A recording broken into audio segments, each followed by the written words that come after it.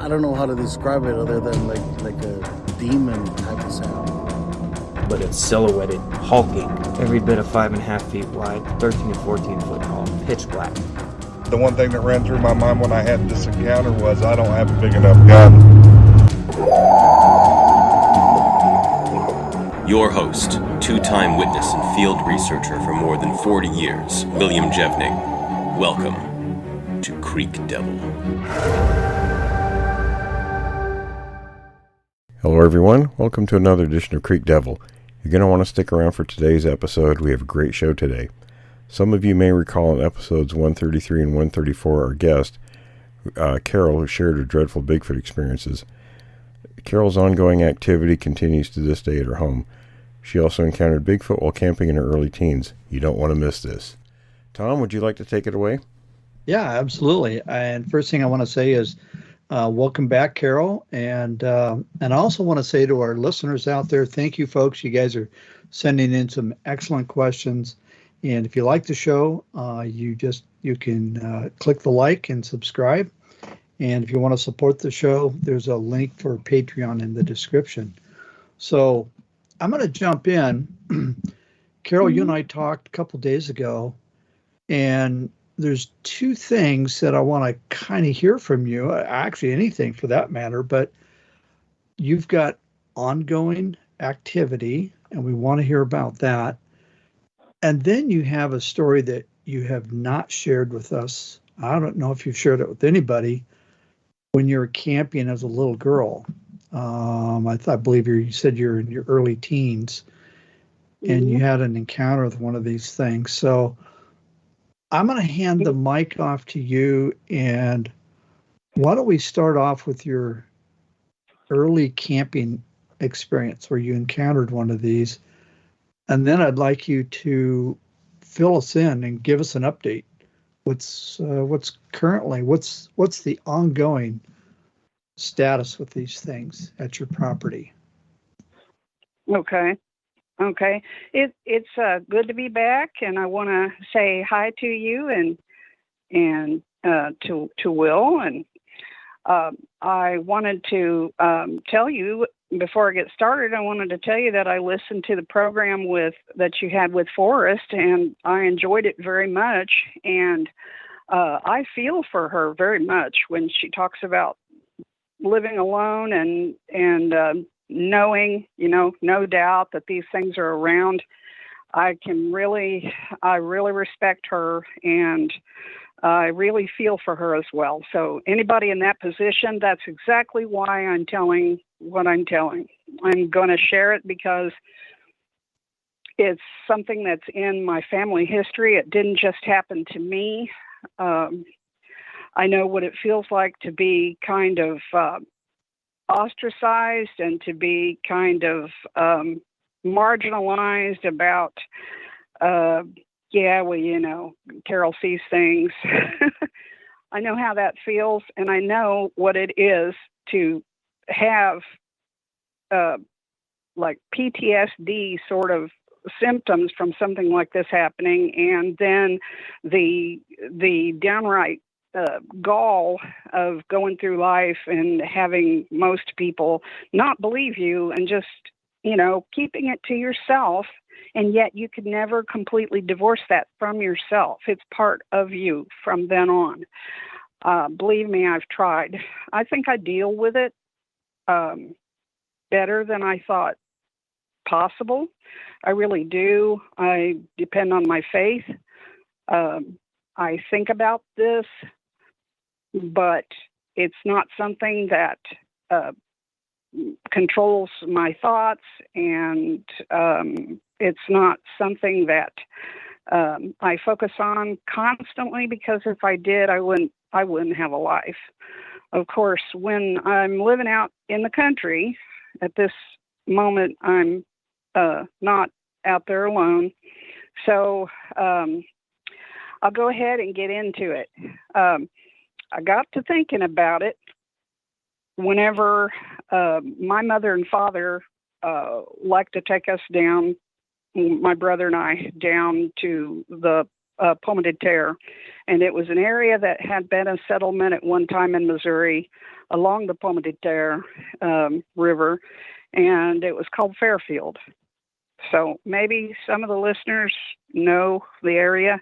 If you don't realize where Fairfield was, it's pretty much now underwater because the Corps of Engineers did the work that took place to create the Lake of the Ozarks, Truman Lake area near Warsaw. So I realize when I say Truman Lakes, it's a series of lakes. I can't pretend to know all of them because the days that I went when I was a child, that was before the flooding and before the lakes. And when I was a child, it was a constant topic among the farmers about who had moved out recently, who was left there, and what they were going to do with their farmland, how they were going to make a living, and where they were going to move to. It was always something that my dad spoke with the farmers about whenever we went down. Now, my dad was not a small guy. He was 6'2", but he was also, he did a lot of physical work. He did what they called a job called a beef lugger, where his job was to, they would swing a hook down to him in the packing house, and his job was to lift up a side of beef and put it up on the hook. So he was a strong man.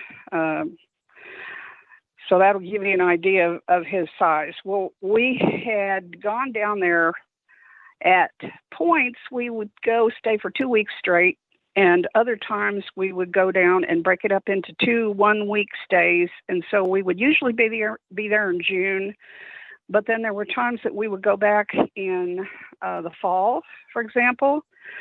I was a kid, so I just can't remember every year how we broke that up. There were a few times we stayed 3 weeks at a stretch, but it was because my dad had seniority, so forth. Okay. So just to get into this, I believe this would be considered south of Warsaw, Missouri, which is still there. It's largely unchanged from when I was a kid. A few more businesses and so forth, but I mean, it's still where it was. Still got their supermarket and stuff. We used to shop in when we went down there. I can't remember exactly what the detour was, but they had taken a bridge out down there. And the year before, we hadn't been there. We instead had taken a vacation to go to the Smoky Mountains. And that was a thrill. And basically my takeaway from there is they had a whole lot of bears. On vacation, we saw a whole lot of bears and people behaving badly. Not bears behaving badly. The bears were doing what they were being, what came naturally, and people were, feeding them. And we even saw someone set a small toddler on the back of one of the bears briefly while they were feeding the bear. And we saw all of that. And of course, we were absolutely stunned that it had gotten out of hand to that point. We had my grandparents with us, and I can remember my dad saw those bears everywhere and all the people. And my dad just told me, "You're not leaving the camp. You're not hardly going to leave the camper if I have anything to say about it, and don't ask me why." So the rest of the vacation, that's pretty much what I got to see was the inside of the camper up, on the upper bunk, because I got very well versed on what the wallpaper looked like, because that's where I stayed. Just too many bears out. So I've seen bears. What I saw at Pomme de Terre was not a bear. So we took our detour, and I've been thinking about this, and it dawned on me that I wonder if one of these creatures is not what my dad saw. We stopped by, there was a little country church building, country/school. They had built it as a school, and then on the weekend they used it for a church, and of course, they still had the they had some of the older boys carry wood. They heated it with wood. They had to go dip their water and from the creek and all of this. And that was in this Fairfield area. And when we got down there, I can remember making a pit stop by there to stop, and we had everything with us to make sandwiches and so forth. We were pulling our K-Yacht Forester camper with us, and we had a Ford truck with a shell on the back. So we had plenty of room to carry our stuff with us. And we also had, my dad liked to have a John boat strapped on the top of the camper. And he had built racks, and we usually had a motorcycle or a mini bike or 2, 3, even 4 of those with us, depending on how many people went with us and stuff. This particular trip, it was just my mom, my dad, and I. My brother was older, and he was probably out, as he said, out chasing chicks somewhere back at home. He had a job already and so forth. So anyway, we stopped at this little school, and somebody had been in the school and had knocked the door off the hinges and stuff like that. It looked like general vandalism. And so we pulled over to the side in the shade, and we were eating and had gotten our camp chairs out. And we're up under the trees and we're eating. And my dad kept looking around, and I kept thinking, what's he looking at over there? And he starts whispering to my mother, and he says something about there's some guy over there. And we're in the middle of nowhere. I mean, people who came down to camp, they didn't normally camp at this, at this schoolhouse. The locals kept it up because they still like to have meetings in it and used it from time to time, historical events and stuff like that. They had kept it in pretty good shape, so it was a surprise to see the door off of it. Of course, there could have been somebody there. I mean, that's possible. But my dad literally set his food down and said something to my mother and took off running into the trees. He was literally going to chase down whoever this was. And he never did. He never was able to catch the person. He said there was a very, very big man dressed in something dark watching us from the trees. But this person totally skunked him. He came back and just, could never figure out who this person was. One person out there. We never saw any vehicles. There weren't any vehicles along the road or anywhere else. So that was one of the things that kind of led up to this. We ended up going back into the place that we usually camped. And I know that we had talked to a man that camped there all the time. He came after we began camping there. He was not as an old a timer about going down there as we were, and there were certainly other people that took their turns camping. And primitive, I mean, there were no cement pads or electricity or anything like that. You just brought your stuff and set up camp. This man's name was Reed Wilson. And Reed was a likable old fellow, and he liked to fish and camp and so forth. His wife didn't care for it at all. So he would leave home for weeks at a time and camp in his little camper shell, and people got to know him. My dad would make sure that he kind of knew who was hanging around at the time and so forth, and it just made sense. The farmers were the same way. They would drive through there to get out from where they lived at. And as they passed by, they would kind of take note of who was being foolish and rowdy and who were, good, safe people to have in the area and not poaching and not shooting from the road and, just behaving nicely. Then this was Mr. Wilson. He was very nice, and he was there basically to catch his fish and cook them up. I don't know exactly how he preserved them, but he was getting fish for the year, and then he'd go back home to his wife. Well, we had seen him shortly before this, and he had told us that he was terrified. And we said, about what? And my dad said, is somebody giving you trouble? You know, because we wanted to know it. If there was someone down there that was messing with people, you know, we had the right to know it. And he said, no, I can hardly tell it. And he got around to telling some of us kids that were together, teenagers that were at the various camps, we knew each other. And he told us to be careful and that something had been coming into camp. And we said, coming into camp? He said to get the fish guts and stuff that I have. And I said, well, you know to keep that stuff away from your camp, don't you? And he goes, oh, yeah. Pointed way off into the cane over by the, the little pomme de terre on the bank back in the trees. And he says, I'll back off in that way. I carry it back in there and I bury it. He said, but something come along behind me and it's got big, big hands. And we were all stumped. He said, so you all be careful. He said, this thing comes out at night and it shakes my camper and it roars. And we thought, okay, what could that possibly be? It just didn't make sense. Any of us, none of us had ever seen bear down there. And we'd talk to the farmers and they didn't speak of seeing bear. And so we just thought, well, we respected the man, so we didn't laugh about it, but it didn't make a whole lot of sense.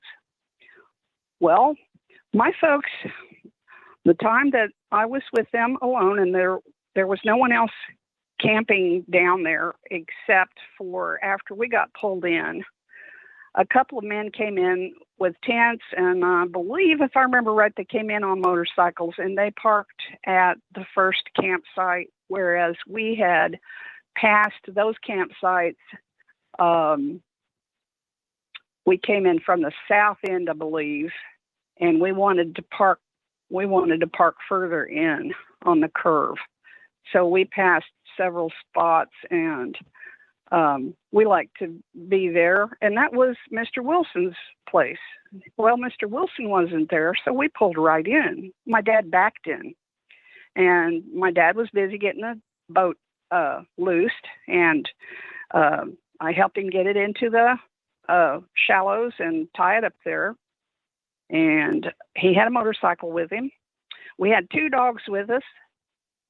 I'll tell you that because it figures in later. We had a little dachshund that was full of vinegar, and then we had a little black puppy that I had at the time, and the puppy was about half grown, little poodle terrier mix puppy.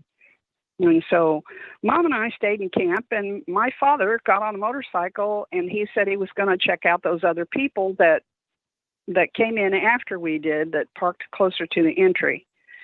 And so he took off south, and there we are, and we're in our usual spot, and we're just as happy as 2 ducks in a puddle, We decided to get supper made up and all of that, and my dad had already he dug a pit. He took a sapling tree.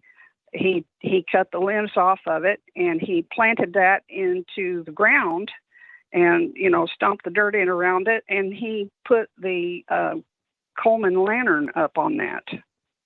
And when he put the Coleman lantern up, I watched him hang it, and the bottom of the lantern was up above his head.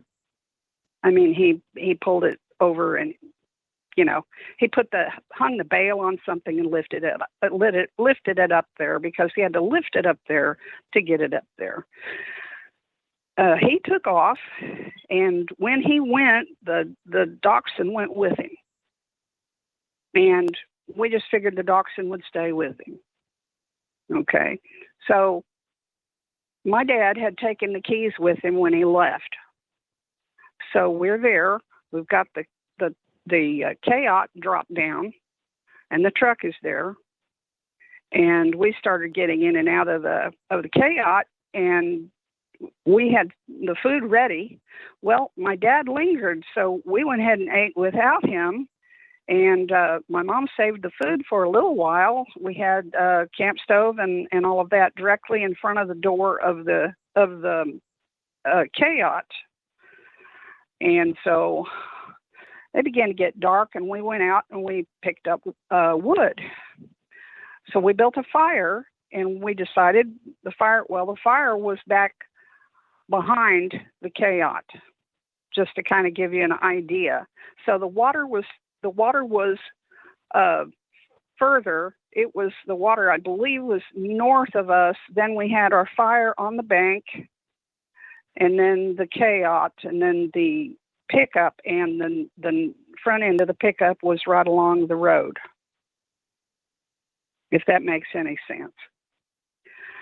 So my dad kept staying, and later I found out that he got up there and got to talking with these fellas, and they were asking questions about the fishing and stuff like that, and they gave my dad a beer or two, and my dad usually didn't drink, but my dad was, on vacation. He had a couple of beers.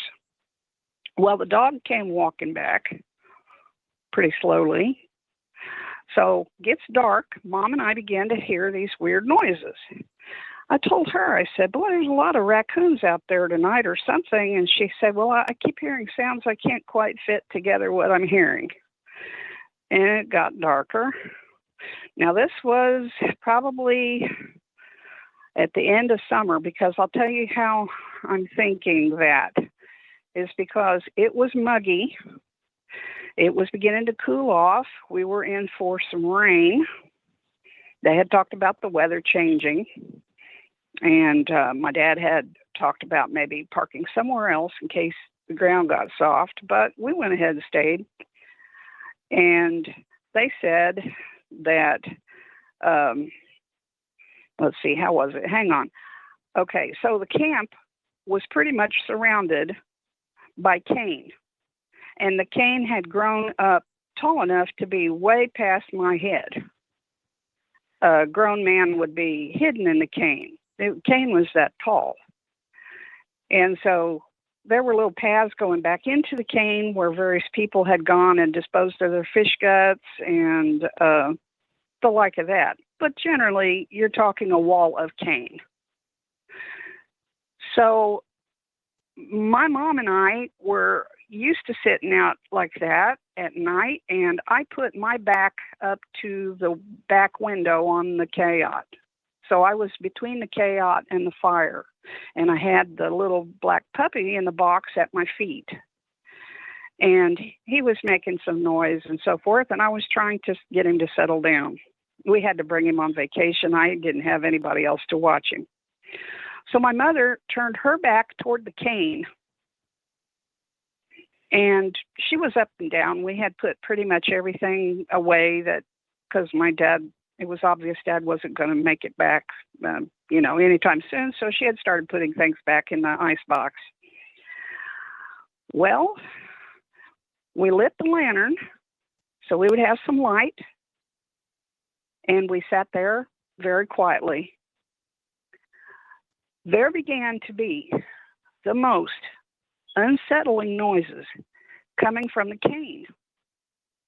And it sounded like more than one source. And the sound was drawing closer,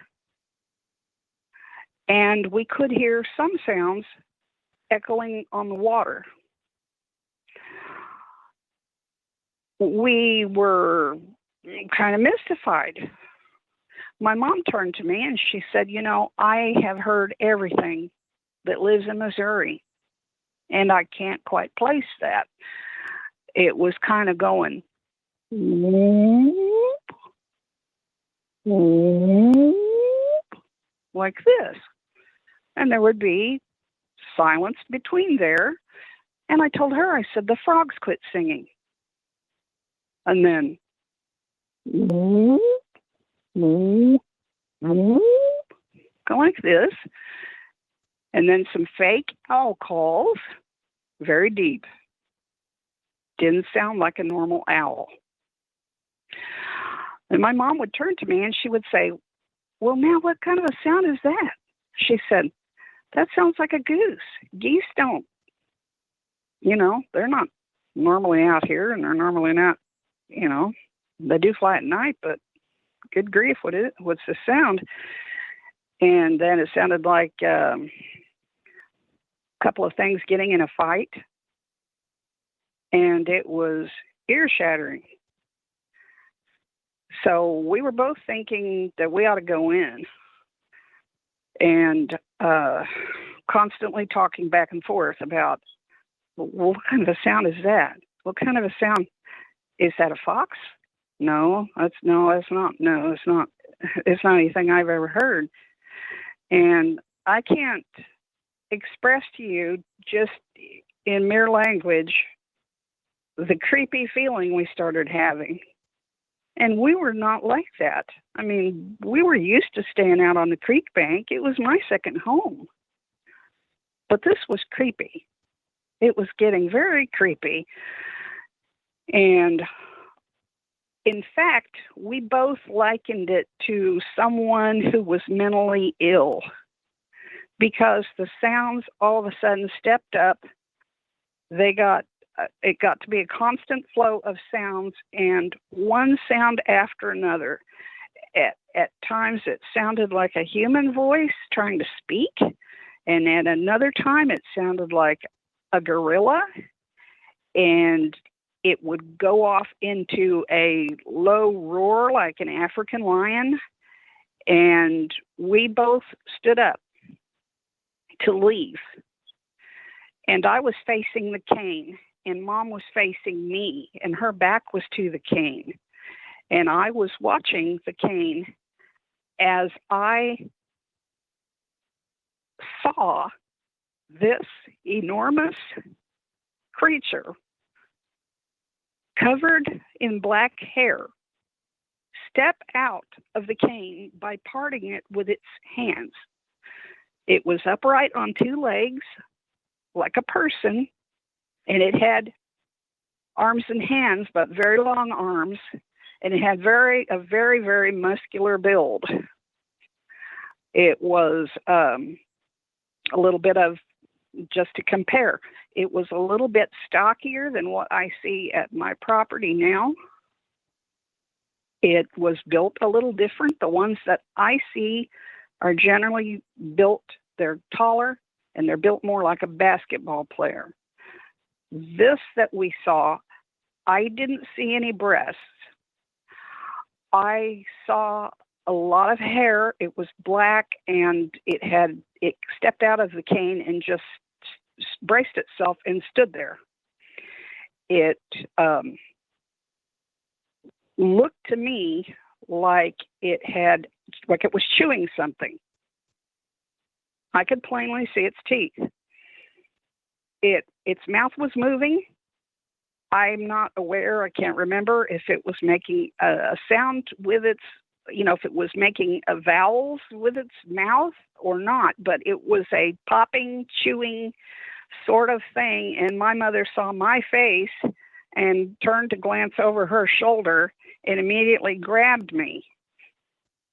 I bent down and grabbed the puppy out of the box, and she literally shoved me backward so that we could flee up the backside of the camper and go past the chaos and past the camper on the back of the truck. And I couldn't move. I look back at it now, and I have never been more terrified than that moment. I had never been that terrified up to that time. As I say, I was 13 or 14, so this was in like 1974. My knees were jello. I hung on to the dog by the collar. I don't know how I even managed to do that. My mother was not as tall as I am, but she managed to kick in and physically, half dragging, half shoving me, got me up to the pickup cab. She threw the driver's side door open. She shoved me in, and I was like raw liver. I couldn't make my muscles contract, and I couldn't work with her, and I knew I couldn't work with her, and I wanted to work with her, but I couldn't make my body respond.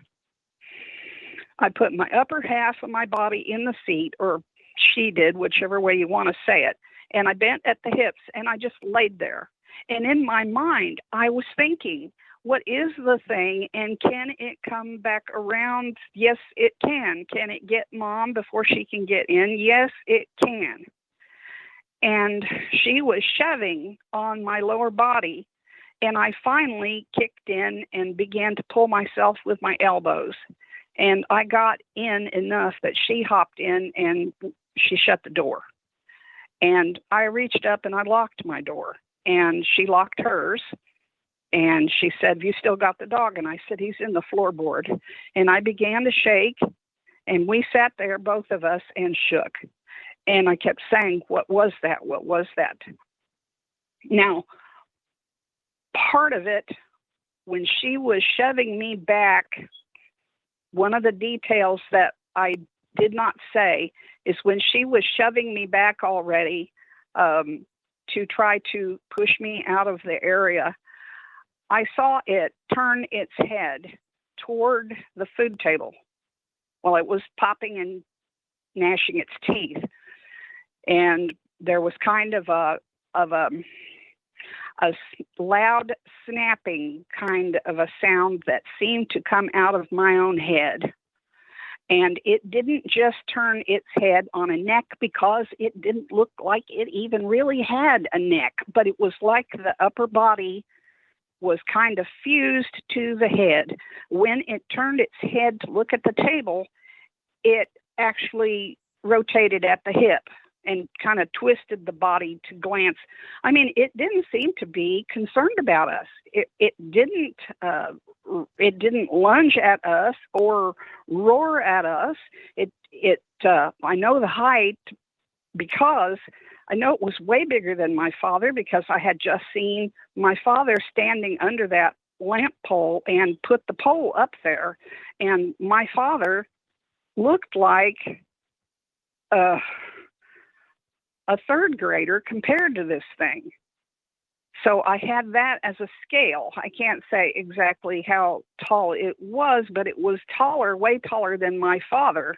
In fact, when it came out, it ducked its head a little bit to keep from hitting its face on the lamp, the Coleman lantern.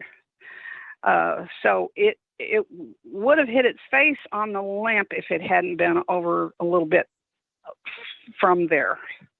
So in other words, I got a pretty good look at the details on it. I saw how muscular it was. It looked to me like if you had a Mr. Universe built kind of a person, only the arms were much longer and the neck was not visible like you'd think.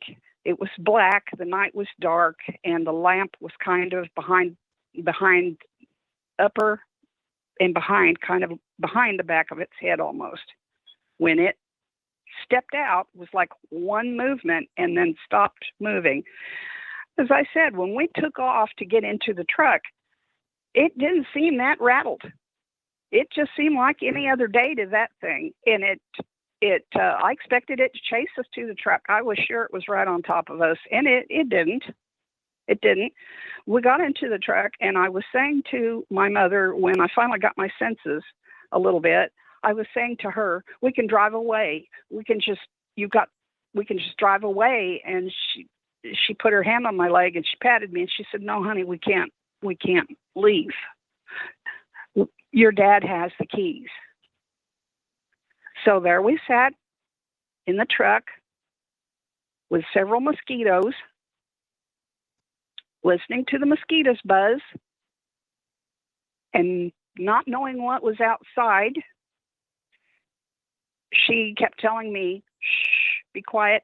When I would try to speak, she would say, "Shh, just be quiet. Just lay low and sit here and your dad will be back." And she was listening to see if it maybe had gone into the camper And of course, if it had gone into the camper, we would know it because it was still hitched. And we would have known it if it would have stepped in there the size that it was.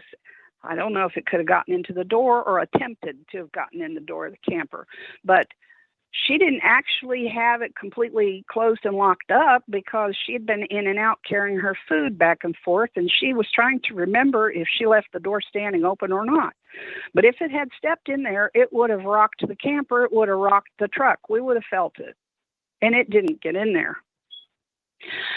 So after a while, I turned my face out. I was on the passenger side, and I looked out, and there was a huge double trunk tree right there. I had played on that tree many times, and I looked between the double trunks down low, and I saw the eyes of this thing, and they had an orangish glint to the eyes, and it had the glint to the eyes when it stepped out, behind my mother from that patch of tall cane. And I, to this day, don't know if it was the reflection from the campfire, but when it popped its head up between the trees, the tree bark was dark, the night was dark, its face was dark. I couldn't really see fine detail in the face, but I could see the outline, and I could see the head was very pointed. And I could see these two far apart, big eyes. And the only thing that I could compare it to when we talked about it when I was a young person was it looked like two bicycle reflectors because they were so round and they looked to be about the size of a small bicycle, not a real small one, but the standard bicycle reflectors that we kids all had on our bikes at the time. This is what it looked like to me. It had that orange-red cast to it. So I don't see how the light from the campfire could have illuminated it being behind there. So it had to have gone behind the table back into the brush and come out behind the two trees. So I was on one side of the two tree, on the double trunk tree, and it was on the opposite side. So it was actually about 7 feet from me. And I just freaked out. I sat there and I cried, and I tried to do it silently. And, I would shake and my shoulders would jerk up in the air, and I would try to get a breath and be quiet doing it. And my mom was trying to hold my hand, and we sat there for what seemed like an eternity. And then she looked out. She kind of raised up and she looked out and she said, "Carol, I don't see those eyes anymore."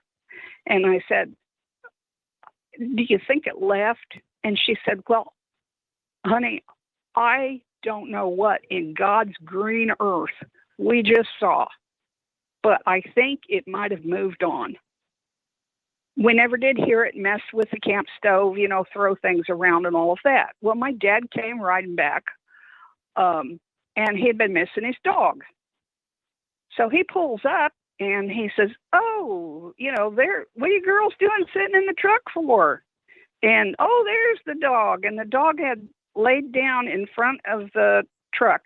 And he just, while the thing was behind the tree, my mother noticed that the dog just laid there and would not offer up a bark. He laid there like he was shot. He laid on his belly, and he never moved a muscle while this was going on. I was too freaked out to really notice it. My mother called my attention to it and said, "The dog is here, but your father's not." So I guess the dog had decided to come back to camp without him. Well, when my dad comes back, he tells my mom, roll the window down, and she's so terrified she can't hardly function, but she finally cranks the window down and she goes, "Bill, you've got to get in here." And he said, "What's the matter?" And she said, "Well, turn off the motorcycle. I can't hear what you're saying." So he turns the motorcycle off, and she says, "I'm telling you, something is out there, and you're out there with it, and you need to get inside." And they had their conversation about it, and she tried to describe it, and he just wouldn't have it. He just couldn't imagine what he was trying to make sense out of it. And he said, "Well, is it a bear?" And both of us said no. And he said, why are you so sure? And I said, Daddy, when it turned its face and body toward the little table to look at the food table, it didn't have a muzzle on it. That was the thing that freaked me out the most. It had a side view like a human, and there wasn't a muzzle sticking out. I didn't see ears sticking up. I didn't see ears laying flat. I saw no ears. I saw a hairy bullet-shaped head with these red eyes and the teeth going all the time. Big, big, wide mouth. And so my dad ended up picking me up and carrying me back to the camper and putting me inside. And he told her, he said, she just needs a good night's rest. We've had a long day, and both of you just need a good night's rest. And my mother said, I don't think it's safe to stay here. And he said, well, if something wanted you, it would have had you. And she said, yeah, but think about what the kids said that Reed Wilson said that he saw. And Dad said, well, we don't know about that old man. He probably had him a fifth of whiskey. You don't know what he saw. And they went back and forth like this. And my only request was take me away from here. But my dad was saying, look, we're going to have weather and we're okay where we're at. We're pretty level. And I'm going to go ahead and I'm going to drop the camper, and we're going to go ahead. We drove all this way to come down here, by gosh, and we're going to stay here. I don't know what you girls think you saw, but I don't know. Maybe there is a bear out here. And we're like, no, it's not a bear. When we finally got settled in, I was sleeping in the K-yacht with my face facing toward, I was the closest to where we saw the thing come out of the cane, which really unnerved me. I've got glass, jalousie windows at my head and alongside the length of my body. And I've got my head pointed at the back of the camper, and my mother shares the bed with me because my dad was such a big guy and he was kind of a fitful sleeper. He had his own bed toward the front of the camper. He took up the whole thing pretty much. So Mom and I are sharing a little bed, and I lay there and shook until I just finally was worn out and I fell asleep. I woke up during the night and I could hear something breathing, and it was hot, kind of muggy like, and so we had the windows cracked, and I smelled this bad odor, and I poked my mom with my elbow and I said, Mom. And she didn't answer. And I said, Mom. And she said, shh, listen. And I said, I am listening. That thing is here. And she said, no, calm down. And I said, I smell it. And it put its face up to the glass and put its fingers in there. And it was running its fingers like it was trying to figure out what we had, what kind of a system we had. It was rubbing its fingers, and I could hear its nails rubbing across the screens. And so that really, I if I could have turned wrong side out and died, I would have done it. And both of the dogs didn't say anything. Both of them were the kind that would woof at anything, and both of the dogs were just totally silent, like under the bed. It went around to the top of my head where the window was at the end of the camper, and my mother grabbed me by the arm and squeezed it real tight to keep quiet, in case I said something, and she just wanted me to be completely quiet. And it stood there, and it said, kind of like that. And every time it made a noise, she would squeeze my arm.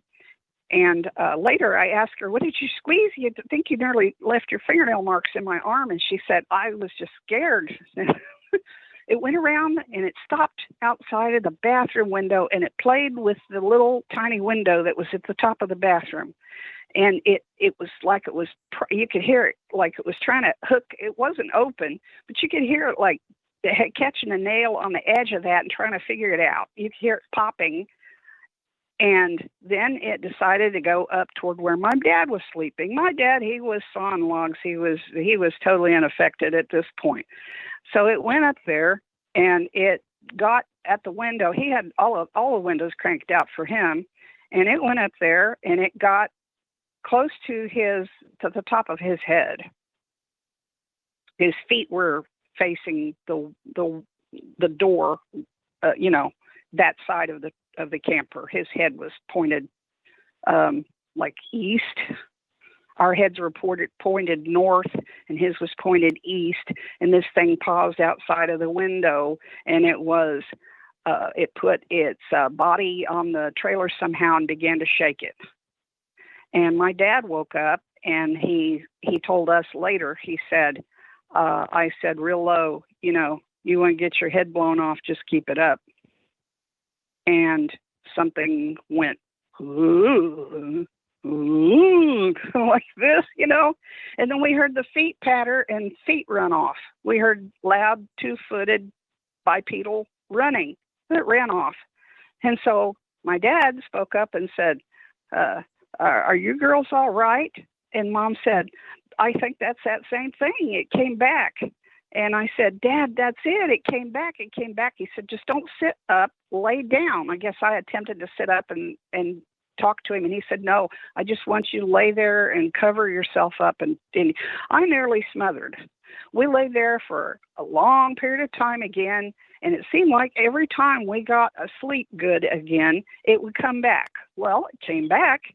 And it went the opposite way around. It started at the back end of the camper where our heads were, and it made some sounds kind of like, sounded like, oh,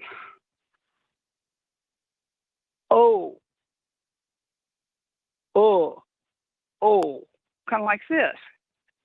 And of course, Mom and I are grabbing at each other and in terror, and it started to rock the trailer from that direction. Now the trailer is kind of rocking, the back end of it's raising up, and it rocked the trailer an awful lot, and then it whacked the end of the trailer, sounded like a hand, and my dad woke up, and he got a firearm ready. And he was waiting for it to try the door. And if somebody tried to come in the door, he was just going to play, warn them and then let them have it. And so it slid up past me again. And I saw its shadow pass close to the window as it went. And it was sniffing as it went. It was stopping and sniffing deeply. And when it would exhale, it would make a loud burst, like something with really big lungs, or like a horse. It made me think a lot of a horse. It would breathe in very slowly and quietly, and then it would and clear the nostrils like that. But it went up to the door, and of course my dad had it locked, and it kind of moved the knob a little bit, and then it grabbed the knob, and it shook it real hard. It shook the whole trailer, shaking the knob. And my dad spoke up again. He got kind of sat up. He was at the foot where his feet were at, and he could see something outside the window. And he said, I'm giving you a warning. You don't mess with someone in the middle of the night unless you want to get plugged. And he shouted at it, and it took off, and you could hear the feet again.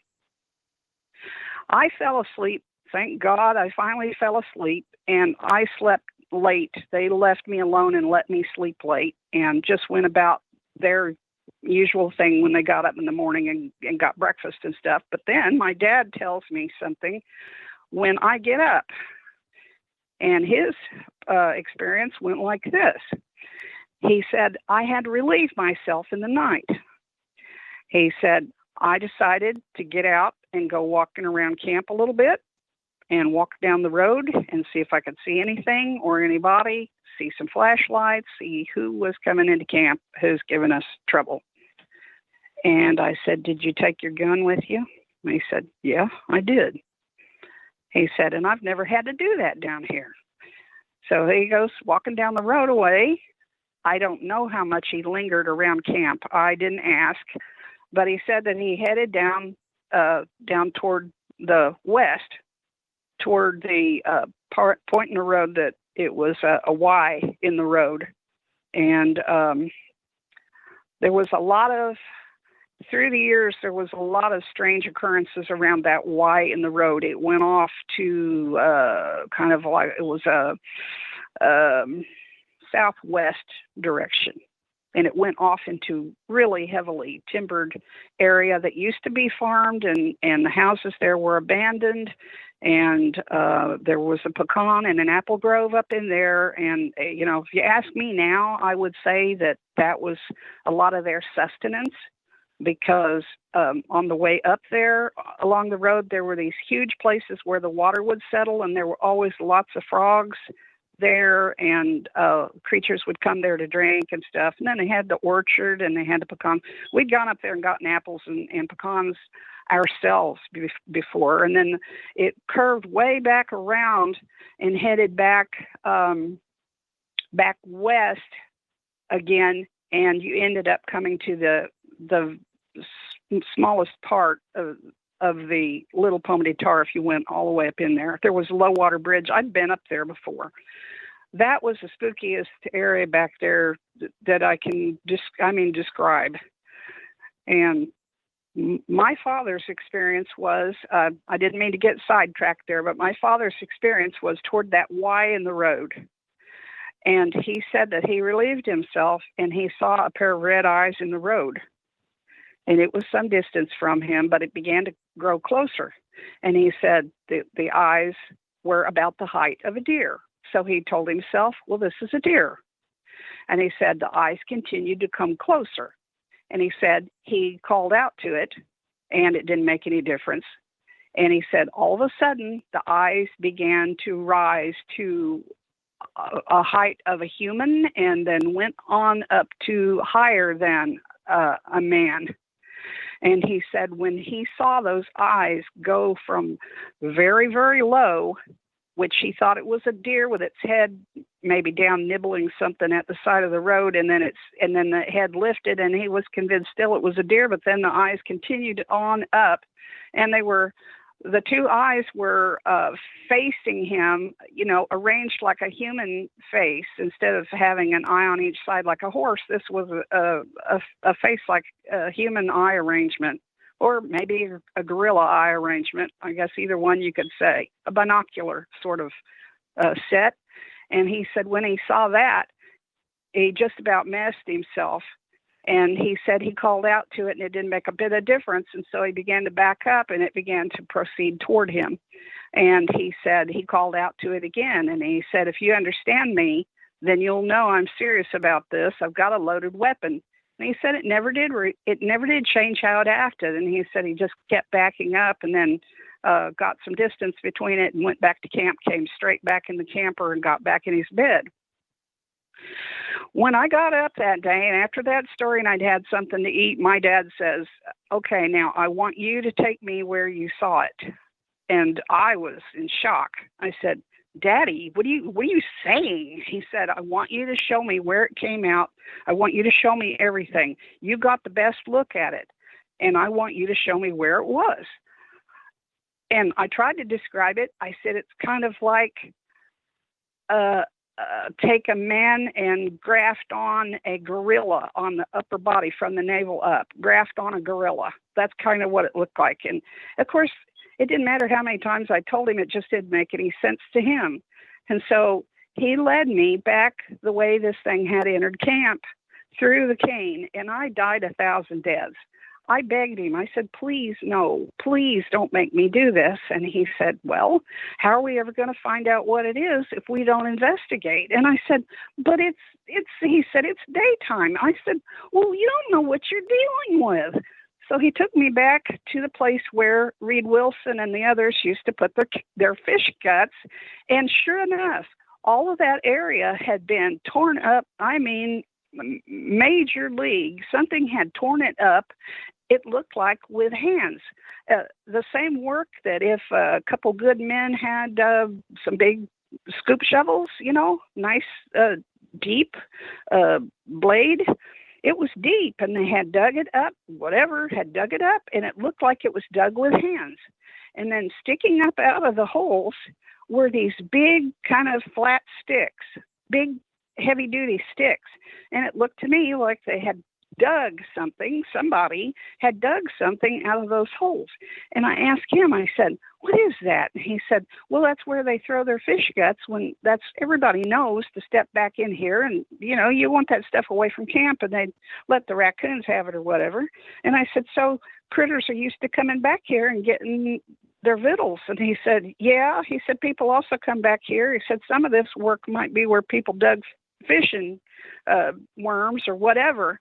But the thing with the big handprints and the big giant fingers and all of that, it was a puzzle. And the last thing he said to me on the subject was, I think something had been back there and been digging roots. That was his take. Well, we went ahead and we finished, I think, 2 days.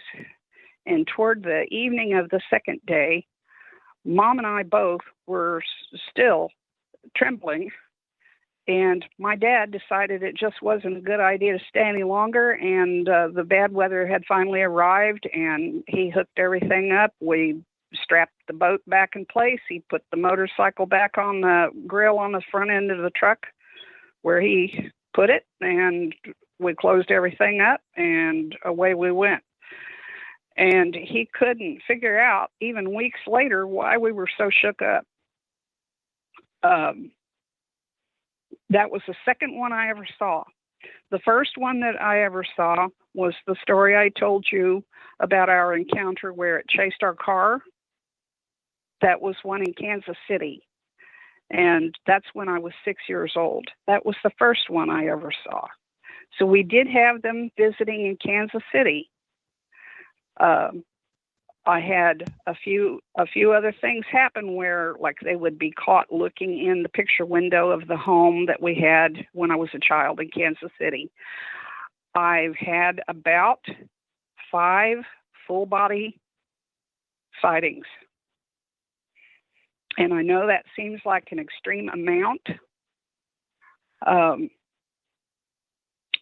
For whatever reason, they don't seem to be afraid of me. I don't know if it's just because I'm a woman and I don't carry weapons. I don't have all the answers to it. I just know what I've seen, and I want people to be aware. The days of thinking that you're on your property, so you're safe in something like this, that there's only one that roams the planet, it just can't be. I know you know this, but I'm just trying to reason with people who just think it absolutely can't be. Fine, live in that space, be comfortable in that space. I wish I could occupy that space with all my heart.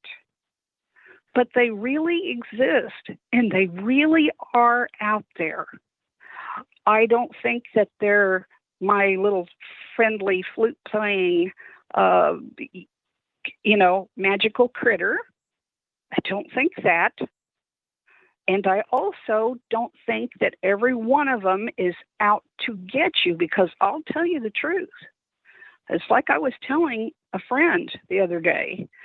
If they were capable of becoming invisible, there wouldn't be a meat locker or a grocery store anywhere around. Because if they were capable, as strong as they are, if they were truly capable of becoming completely invisible, I don't see how there would be humanity left. Because they can eat and never quench that hunger. There's a lot of mass there, and they are constantly, their days and nights are consumed, I'm sure, with getting enough calories. Yeah, I'm sure they are. Hey, Carol, quick question. Yeah. give us an update on what the current activity is at your place, because that was really interesting. You got some stuff that's ongoing, and can you fill us in on that? Okay. Well, my mother and I left Kansas City, and we bought a place in the country south of Kansas City.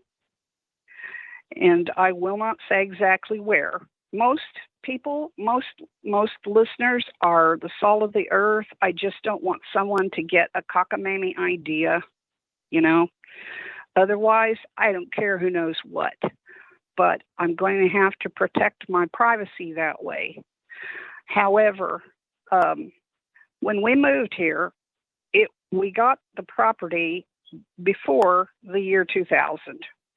Okay, but we didn't move in there full time at first because my mother still had a job in the city, and she commuted back and forth. It was long distance for her, and she was looking at possibly retiring from there, and we were back and forth. We kept our home in Kansas City for years, longer than we really should have. And we were back and forth constantly. Then my mother's mother developed cancer, and it took her by inches. It was years for her to die. She needed help, and between the family members taking turns staying with her and helping her, my goodness, when someone gets cancer, that's not just, my goodness, I'll just got to say this. The thing is the busyness you have to be getting treatment. It's just something. I mean, she was in Gamma Knife so much. So it got to the point where my aunt would, work her job and try to get her days offset so that she could stay with her. And then my mother was doing the same thing and arranging her schedule as much as she could so that somebody was there with her most of the time. And she was living in Independence at the time. So, my mother had trying to live, further south, much further south. It was a very challenging thing. And so for the most part, I stayed down here. And we got 5 acres and a trailer. And I stayed here most of the time myself.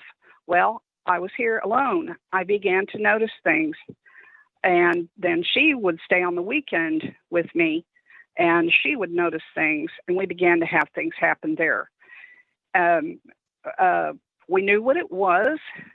Not that we could put our finger on it and say, oh, this is, and call the Latin name of it, not like that. But we had seen this before. We saw this down at on the Palma de Terre.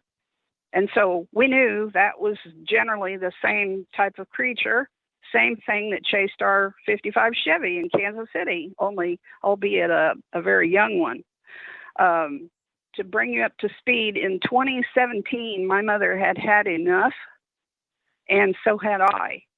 And she said that she, to be honest with you, she worked way longer than retirement age. And so they finally told her that, she needed to retire. She was to the point she couldn't keep up her physically demanding job. So in 2017, she purchased a little house in town. And she never gave it any thought that other than, it's about 4 miles, 4.5 away from where she had her trailer home.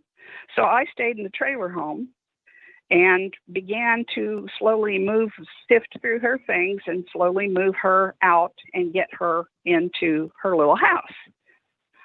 We got her house in June and got her moved in July, and immediately we started having things happen at the house. And the house is in town. So I'm thinking to myself, okay, I finally lost it. The pressure of all this and of not fully being able to wrap my head around it and I'm losing that's what's happened. I've lost my marbles. My mother would say, well, if you've lost your marbles, then I've lost my marbles too. So one day she comes out to pick me up. This was, I would say, the end of 2018, the end of summer 2018. She drives out to pick me up because I have no vehicle and I'm out there. And I'm trying to wrap things up and get the place on the market so we can sell that, so I can move in with her in the city. At least wherever I ended up at, the goal was to be able to have a visiting nurse or someone for her as she aged. Because she was, approaching 80. Okay. So we started having weird things happen at her house in Kansas City. I mean, not Kansas City, but I mean, the same weird things that had happened in Kansas City with the trash and stuff that was happening at the trailer outside of this little town was beginning to happen in the little house in town as well. And I told her, I said, you don't suppose that they know where you've gone. And we already had a problem with them urinating on the car. She had gotten herself a new car and was going to be her, her words. This will be my last car. This should get a new one, and it should hold me. Okay. So they urinate on the doors whenever that car was parked at the trailer in the country. And it would be high up, urinate on the windows, and it would run down and smell bad, and run down in, around the gaskets and down into the door. And then the aim would always be right up above the handle. So it would run down over the handle and down the door and drip off the bottom. I mean, there's quite a volume. And usually get both sides. And Mom would get up sometimes, because she was back and forth. She wasn't completely happy being alone in the little house, and I wasn't completely happy being alone in the trailer. So sometimes we would be back and forth. I would be helping her settle things and get things ready in her house, helping her put down carpeting and just things like that. So, wow. Like I said, she pulled up one day to pick me up, and it was unearthly hot in the trailer because we had the system underneath it. These creatures had torn the skirting off the back of the mobile home, and they would get up under it, and you could hear it at night. At first, I didn't want to think that it was them. I didn't know what to think. I figured we had raccoons up under there. But I think what was happening in hindsight, I think that we had a rodent problem out there in the country, and the rodents were in there. And I think that these creatures could hear the rodents, and they ended up pulling all of the ductwork out from underneath the mobile home, getting after the rodents. And we would go out there and we would put the skirting back up. We even had a neighbor a couple of times come and help us put our skirting back in. And he would say, how in the heck does this keep happening? And it would be big sections of the skirting. For a while we had metal skirting, and I mean, they had just damaged that and just plow right into it on the north end. And that would be right beside my mother's bed. And, thank goodness we had it tied down real well. We had, concrete runners underneath it with, we had it done right, and we had the trailer secured down. Just for general, storm purposes and stuff, to make it more of a permanent structure. And I mean, they would slap on the home at night. But the day that she came to pick me up was the last time we both saw one full body. And that was at the end of 2018. And when she came to get me, I told her, I said, honey, it is hotter than blazes inside of here. Because I was terrified to open the windows. my friends would come over and say, well, we thought we'd come and just, see if we could help you move something or whatever. And I was so grateful to them. And they would step in and say, oh, this takes your breath away. Why don't you open the windows up? I was terrified to have the windows open. Every time I had the curtains pulled back or had the windows open, especially at night, something would be looking in. And I know that sounds crazy, but both of us had been seeing them. We had smelled them. We found tracks. They were getting into the compost, and I told you about all of that. I keep getting off the subject, but I'm telling you what I saw was there aren't any words. There aren't any words to describe it except the ugliest, biggest, red-haired looking ape thing I ever saw. I had told Mom, go ahead, it's so hot in here. Pull the car up past the driveway. Now, this was in the country. I told her, you know how hot it is in there, hon. I said, I'm going to bring out a couple of your things, like your big sewing baskets and stuff like that, and I'm going to load them in the back end. So I said, why don't you pull right up there past the trash can and park in the shade, because there are oak trees hanging over the road, and you'll be in the shade up there, and because it's going to take me a little bit to carry this stuff out. So she went up there, and I got a few things loaded, and then I went back and I locked up, and I came back up to get in. I came in on the passenger side, so I hopped in with her, and I shut the door, and she was silent, and she just pointed up the road with her finger and didn't say anything. And I looked where she was pointing, and there I saw the female Bigfoot that I had seen the face of before. A red coat of hair, and it had come out of the tree line on my side of the road, but it was a little distance up the road, and they always cross there, and I've noticed that the road kind of undulates, and that's a good spot for them because you just about visually lose a car in there, and they cross there. When I've seen them in the road, it's always there where it's a visually difficult place to see. You can watch a car come from a distance. I have for 20 years.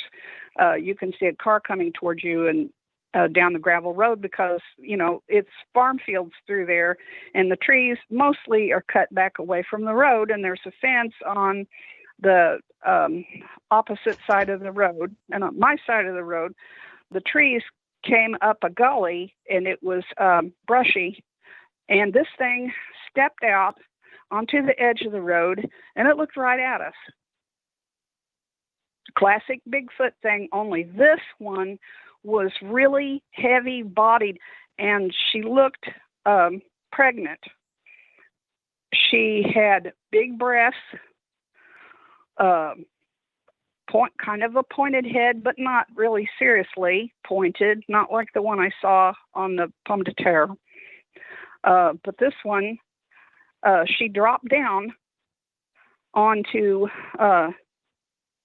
4 legs, and she was bigger than any cow I've ever seen.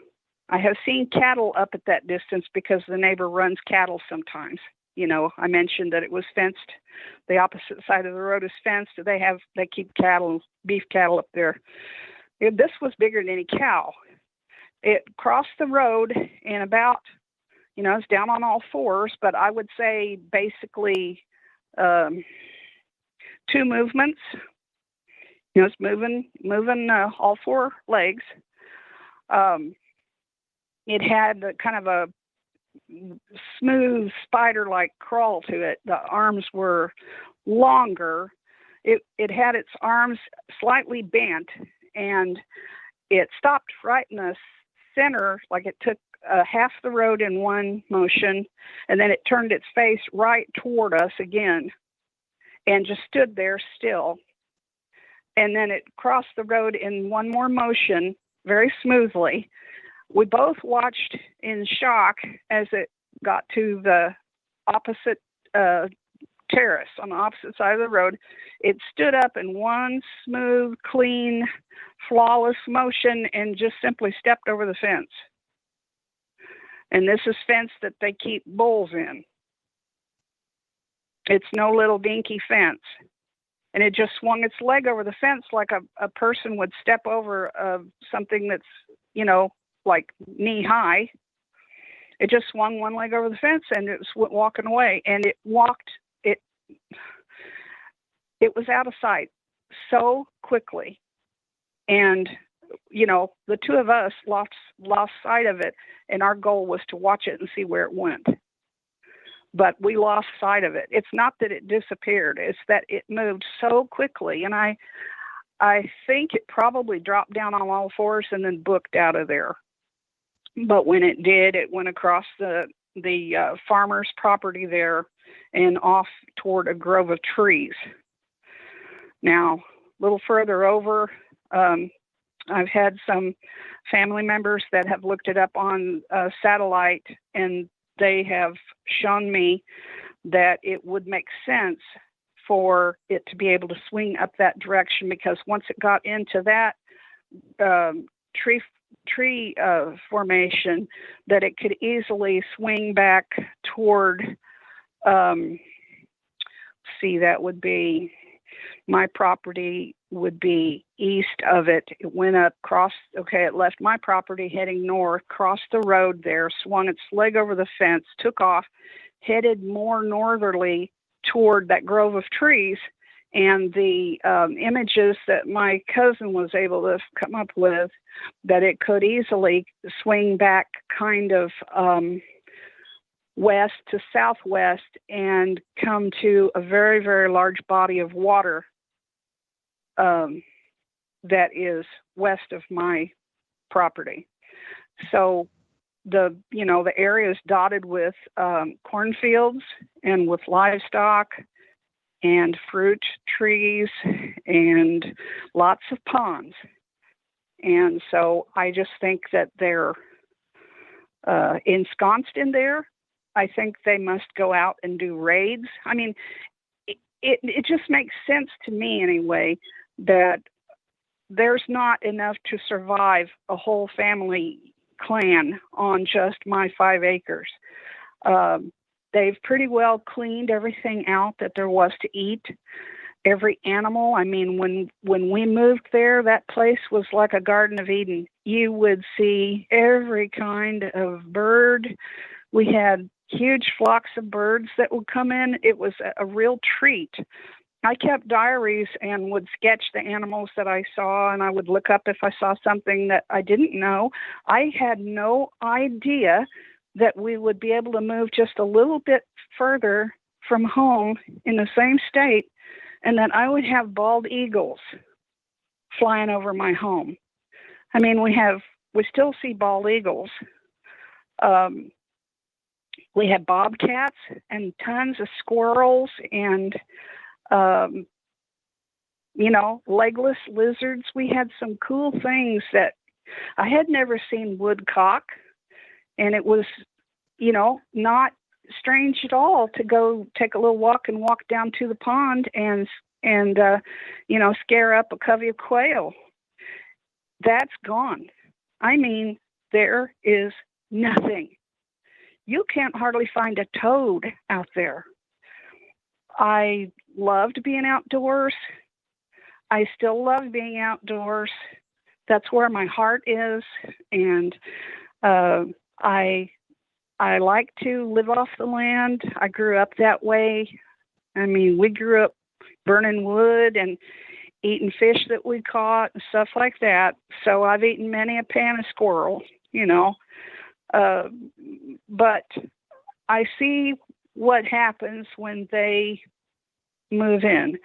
And I don't know if they had doing rotation, like if they had lived here in the past, because I do have reason to believe that they frequent.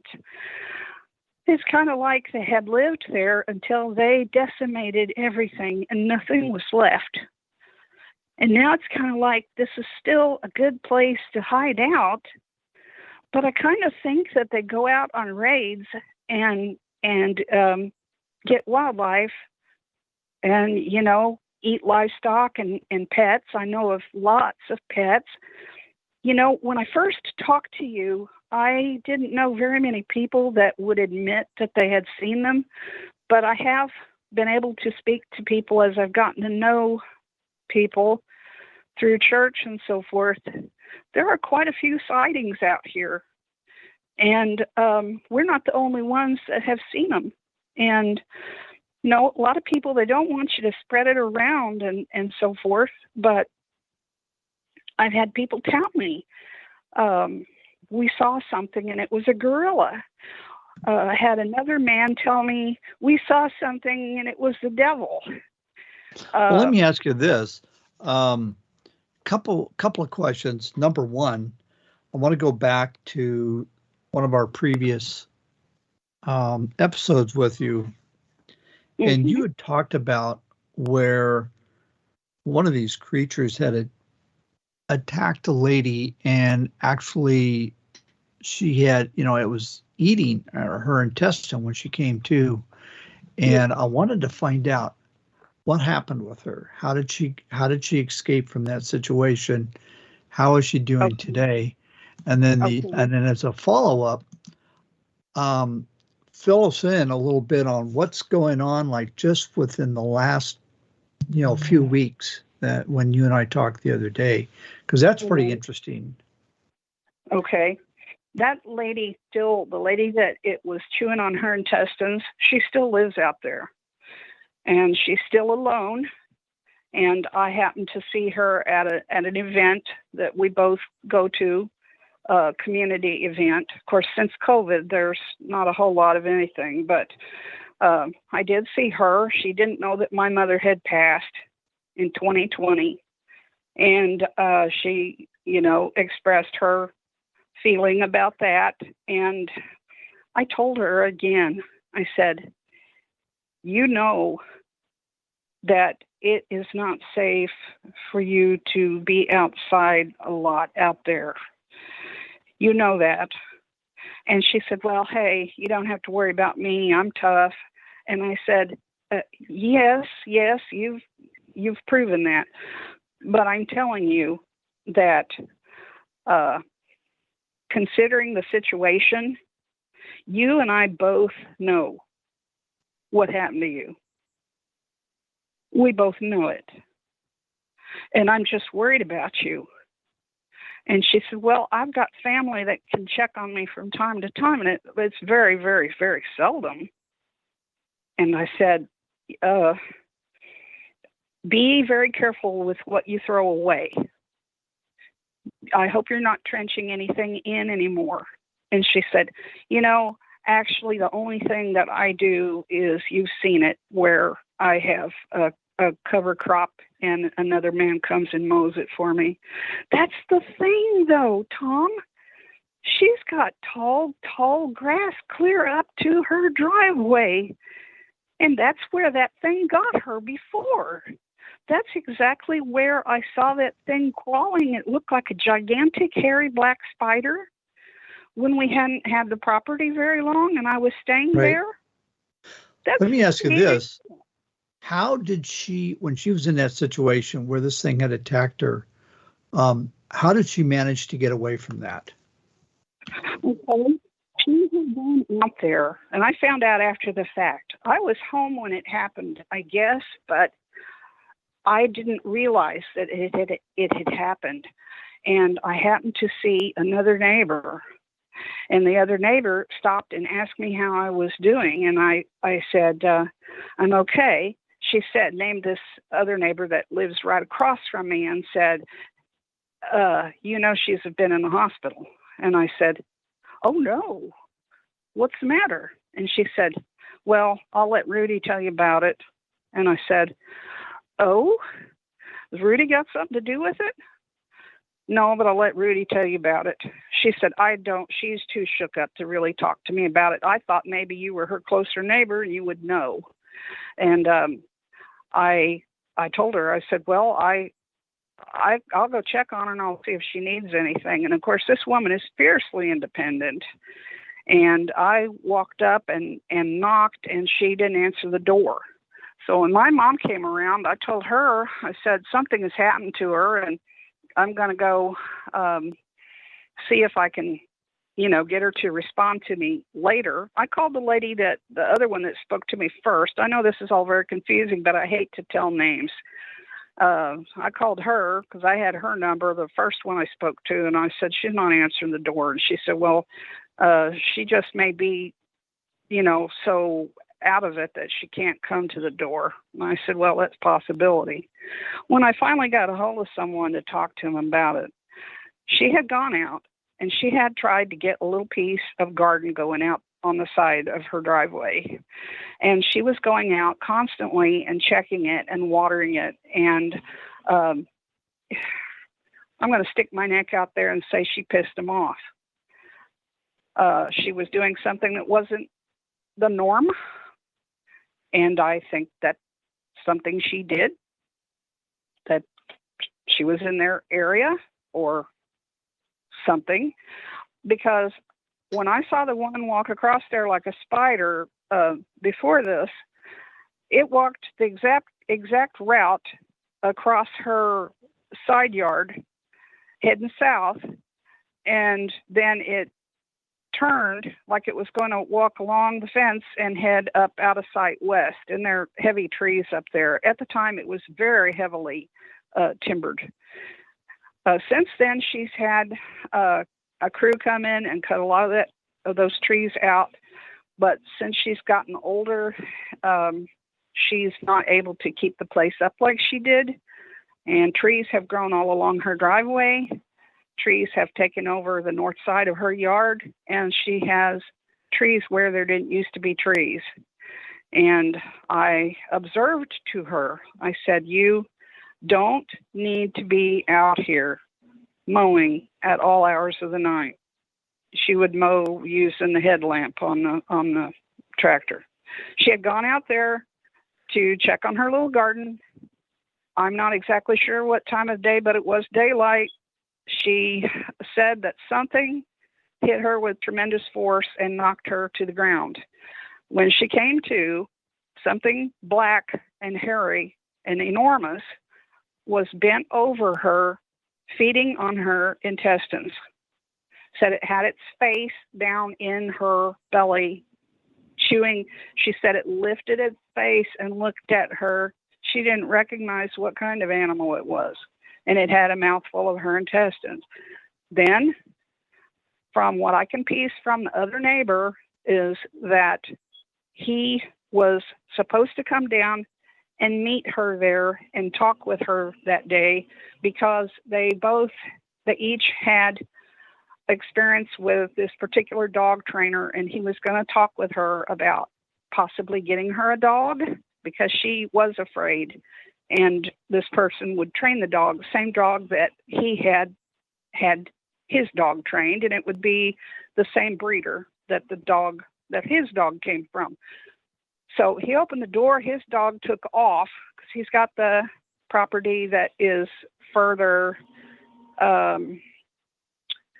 It would be on that side. His property is corner lot, and it would be sitting south on the south side of her fence line of her property line.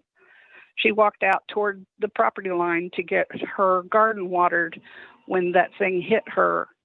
And apparently she was out again. She passed out again. And the man said, that lives south of her, that he was supposed to meet her that day, and that he opened the door and his dog took off like a streak. So he chased the dog and didn't take the road, but instead went back through his horse pasture. And the dog ran up to her and found her laying there like that. And so he basically saved her life by getting her help. Now, she just gets a really spooked expression on her face, and she says that they came in and talked to her at the hospital several times and told her that she did not see anything strange, that it was just a big dog, a big black dog. And for proof, which I don't need the proof, I trust this woman. She's, a very trustworthy person. I went up there to check on her, and she had lost a brother in the process of healing. And so I had something, my mom had baked something, and I had something, went up there to check on her. She was still healing. And she showed me her abdomen. And I am telling you, when a person has dark skin and they are shredded, there are scars there that can be seen. This woman was definitely attacked and torn up. She had to have a lot of reconstructive surgery done on that. And I mean, when you consider that the people who own the property that we bought that property from had a son that lived there, and that he had a party lifestyle, and that all of the witnesses from the party that I have spoken to, reliable people, because, sometimes the party crowd, well, I don't know, but I do know some people that have grown up since then, and they're respectable people. They said that something black came up out of that gully at the back and out of the timber and attacked them. And then that was his cue to sell the place and not come back. He didn't even want to go out and feed the horses anymore. He was literally shaken. And you think about who he got the property from before that. That lady, they called her the goat lady. And I spoke to people that knew her that were in their 90s that remembered her. I can't get an exact bead on what year. I would like to see if I could find out if that it was ever covered in the local newspaper or not. But that woman kept saying that something was eating her livestock. She had goats and chickens, and she depended on that. She sold milk and eggs, and I think she had rabbits, goats, and chickens, if I remember right. And the people that told me these things are now gone themselves. I was young when I moved out here, and I'm 60 now, so this has been some time ago. But that lady, the goat lady, she totally disappeared. She had told anyone that would listen to her that she was afraid to be out there at night, that she would try to do her chores in the daytime and get right back inside. And she went missing, and they ended up pushing her little farmhouse down the pasture and into the gully, and just completely cleared it, and it reverted back to the people who originally had that property. And then they ended up selling it to the party crowd that I've already told you about. So, the thing was, when we looked at the property to begin with, it had a creepy vibe, but I don't think that people, you hear that term tossed around nowadays pretty frequently, if you listen to much of anything on YouTube. But this woman that lived there originally, she actually was afraid for her life.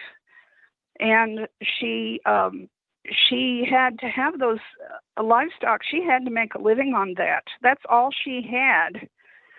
And to think that she just disappeared. On the title to the property, which is now mine since my mother has died, it says that it formerly belonged to blank blank. It's got her name on there, and it says who disappeared under strange circumstances and was never found. In which case, it goes on, and it says that it reverted back to the original farm family that had it. then it passed through the hands of this other family, which there again, I know it's very confusing not having names, that bought it for the express purpose of putting their son on there and letting him start out life. And, he got a mobile home put on there, but then he started really partying, and I guess they had quite a few blowouts out there. One of the girls that told her testimony to me, which I will not reveal her name because I don't have her permission to do that, and you're not asking me to do that, and I'm certainly not going to do that. But I tell you what, the things that she has told me, and 3 others told me individually, and yet their stories all fit. Their testimony is the same, that they had parties there, that some of them stayed inside the trailer to make out. Some of them went outside.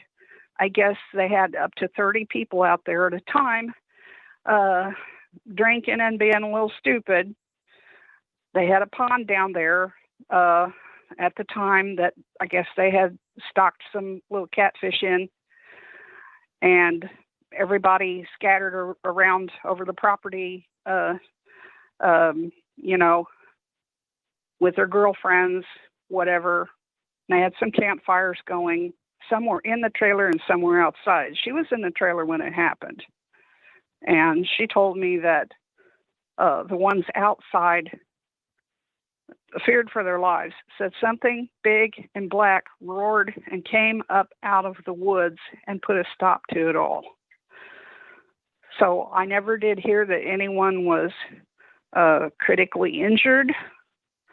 But she used to say to me once in a while, "Is that where you live?" And she first got to know us. She would say, "Now, explain to me where you live again." And the first few times she said that to me, I thought that she was either forgetful and asking me again, or that she couldn't quite put a bead on the area. And we would give her the address and stuff. And after I got to know her a little bit better at church, and I had some of her children in Sunday school, she leveled with me and she said that, she had told her kids the stories of what happened out there, and that her kids were begging to go camp out there. And she said, "I want to tell you that if my kids beg you to camp out there, no. Before they ever ask, no." And I said, "Oh, I wouldn't ask them to." And she said, "I'm just getting straight with you because I know what went on out there. And God only knows what that was. But I don't want my kids ever out there." And I said, "Well, you have my word on it. I would never do that." She said, "Because sometimes the church will get together and they'll take kids camping somewhere or something." I said, right. She said, "But, if they're going to do it on your property, no." So, I can't be told any more clearly. The things that have happened recently have been my opinion, and from what I can find out is after 2017 they began to come into town. I think that they were tempted because there is a deep gully that runs through the park and up behind a church, and it comes up toward my mother's house. And there is a restaurant on that way that they put their grease out that they use in the deep fryers and stuff. And I believe that they were hitting the grease in the trash. And I knew a girl that worked there, and she was telling me some things that they had experienced. And my mother had a very big face print, like an oily skinned face, very large. and that was on her kitchen window.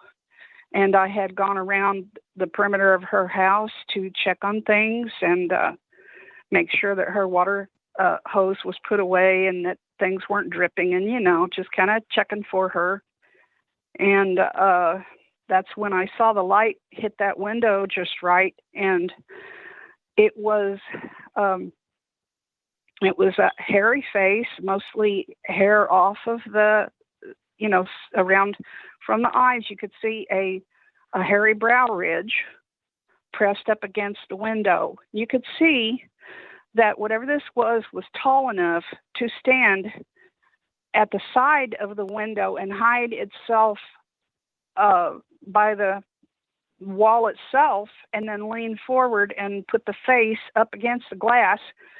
And when it did that, it would be looking directly in at the kitchen at my mother, where she would be, fixing her meals and stuff in the kitchen. So that would be kind of a food odor, perhaps, at the kitchen. Come up to the window and whistle, and do the same whistle that we would hear, that same whistle at the property out in the country. She had something come and manhandled her trash container in town, and it left muddy handprints all over the lid of the trash can, like it was a newfangled trash can, and it's like it couldn't figure out how to get in it. And it had been rainy, and so, the mud handprints, it was handprints with hairy wrists. You could see where it dragged its hands across the lid, like it couldn't quite figure out how to get into the lid. Now, she had the trash can right by the back door, because I wasn't with her that night, but she was going to come get me the next day, and we were going to kind of round up some things for her, fill her trash can, move the can out to the corner where it belongs. And so that was one of the early things that happened. We were together one day. This was around her first Christmas in the home, 2017, where she decided, oh my gosh, the first thing we did, we moved in. The first thing we did, I know my uncle said, oh, this house is so cute, just leave all the windows open, and it's got new blinds on it and stuff. Just leave them open, Donna. You can have, and think about how this will look. It'll be so nice. And no, we had already had experience, and we covered every window up. Even if we didn't have curtains, we took towels and things to cover the windows up. Yeah, paranoid, sure, go ahead. It's like, fine, call me paranoid. But like I say, Christmas, she decided she was going to have a Christmas tree because everybody else had a Christmas tree in their window that was facing the road. So she pulled the curtains back and pulled the blinds up, and she took her little Christmas tree and she put it in the window there. Well, I come to visit her, and I take a little walk around the outside of the house, and there in the snow are two knuckle hand, imprints of hands on the knuckles side by side next to her porch, and like it paused there and looked in the window. And so she ended up telling me later that before Christmas was over with, that she got up in the night and she saw the outline of something, one of the neighbors' lights, and the street light illuminated it from behind. And she said it was one of those things. So we immediately, moved the tree and started taking everything down.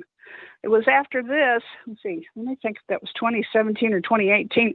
It was in the fall when I found the face print on the glass, but no matter how I tried, I couldn't get a good photograph of that. And they were still coming into town and pissing on her car. Fresh piss. She would wash the car, wash it away, and very greasy and very hard to get off. And so, it would be easy to say, well, that's, in town and there are people on foot. Okay, fine. It just didn't add up. I've got some photographs that I took of where they began to bring her gifts. Now, I'm assuming that one of them at a time comes into town. I don't have any reason to think otherwise, but I do believe that they come into town because of the nut trees and things, and I think that they're still connected. They're still keeping a tab on me, if you will. I sound paranoid. I realize that, but the main thing is that we had nuts falling on the deck. Okay. And so we had a light snow, and I had been up late. I forget what family drama it was or what, but it was really, really after midnight before I got to sleep. And then I didn't sleep much. And then I got up early, and I went ahead. I thought, well, it'll be 6 o'clock before you know it. And I went ahead and I got dressed, put on my boots, and went outside. And I forget what it was I was going out to do. Anyway, I got out there. I nearly stepped on handprints on the wooden steps and on the wooden deck, and kind of did a double take. And I decided to come back in and get the phone and take some pictures of it. And when I blew the pictures up and looked closely, I could see those telltale fingernails, because the fingernails look flat. Their fingernails don't look like claws. They look like unkempt human, or for that matter, gorilla fingernails. The thumb is set back. The thumb is kind of knobby and set back.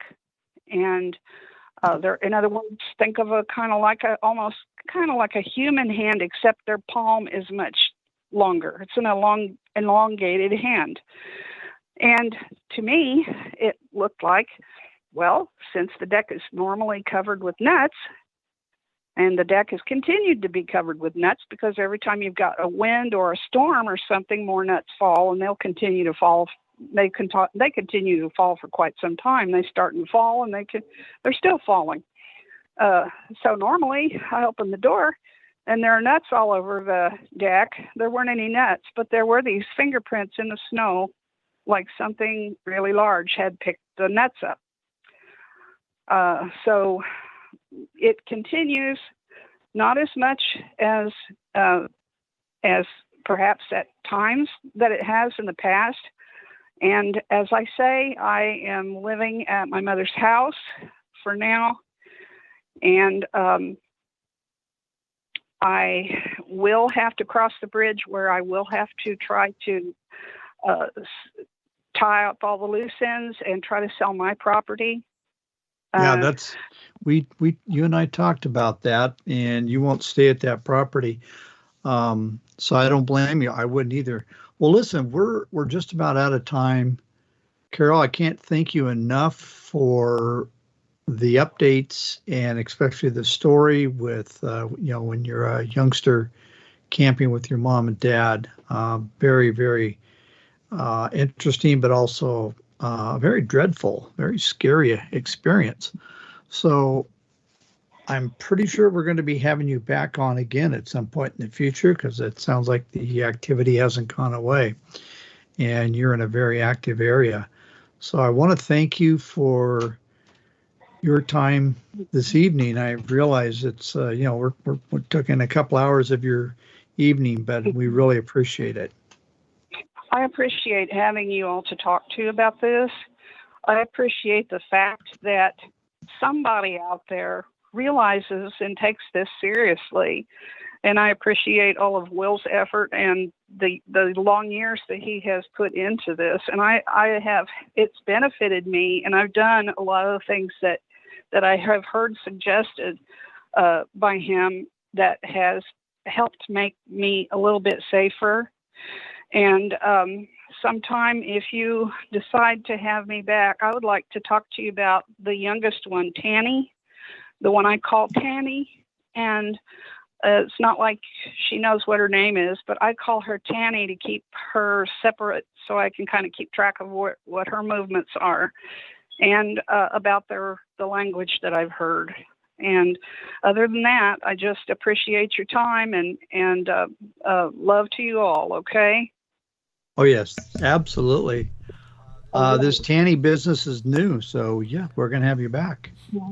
Tanny's one of the most recent, and I have seen her a number of times. So yeah, she's not got much. How do you say? She was very young, and she's not so young now. But I've got quite a few sightings about her. So yeah, I just appreciate you. Thank you so much. Thank you, Carol. And Tom will arrange that to have you back so we can talk about this one. Okay. All right, I will, because if I can help somebody else, then these are the things that has taken me 20 years to even kind of wrap my head around, and I'm grateful because the more knowledge that I have, I can't really defend with much of anything else, but it does help me to have as much knowledge as I can get, because that way it helps me prepare myself for, some of the things that have happened have been just really terrifying. So it kind of helps you to brace. I don't know how else to put it, but just to brace. I'm not going to be a sitting duck. I'm going to try to do whatever I can do to avoid them, get along, not encourage them. I don't want to put a welcome mat out for them.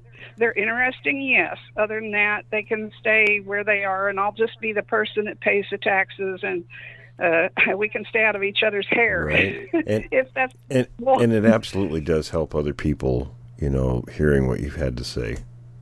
Well, I hope so. I really do. That's my hope. All right. Well, thank you, Carol. Everyone, stay tuned for the next segment. Thanks for listening to this episode of Creek Devil. If you or anyone you know has had an encounter with these creatures, please contact us at williamjevning@yahoo.com. That's William, Jevning, @yahoo.com. All communication is confidential. Join us for another program next week. And until then, keep your eyes open out there.